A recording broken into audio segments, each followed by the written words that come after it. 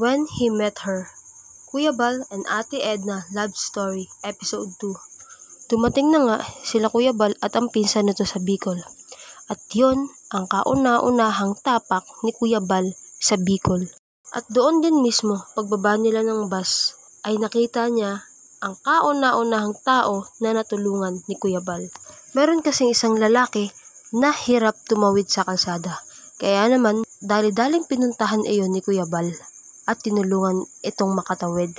At natuwa naman ang pinsan ni Kuya Bal dahil hindi pa rin daw ito nagbabago. Nalikas talagang matulungin si Kuya Bal sa kahit kanino. Pagdating nga nila sa bahay ng pinsan ni Kuya Bal ay nagpahinga muna ito. Mga ilang oras ang lumipas ay inaya si Kuya Bal ng pinsan nito. Pupunta kasi sila sa kaibigan nito kung saan may magaganap na Bible study.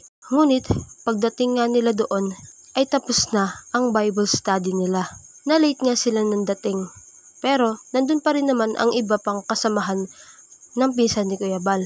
At pagpasok nga ni Kuya Bal sa bahay ng kaibigan ng pinsan nito, ay pinakilala agad siya. Timing naman na wala roon si Ate Edna sa sala dahil nasa kusina ito at naghuhugas ng mga plato at baso. At tadhana na nga ang kumilos para magtagpo silang dalawa. Dahil nga nangihingi ng maiinom si Kuya Bal at walang baso sa sala, ay siya na mismo ang nagkusang loob na kumuha nito sa kusina. At doon niya nga unang nasilayan si Ate Edna. At doon nga sila unang nagkita. Na starstruck kaya silang dalawa sa isa't isa? Abangan natin sa susunod na mga episode ng When He Met Her, Kuya Bal and Ate Edna Love Story. So ayan guys, thank you po sa pakikinig at pasensya na po kung medyo nalilate akong mag-upload.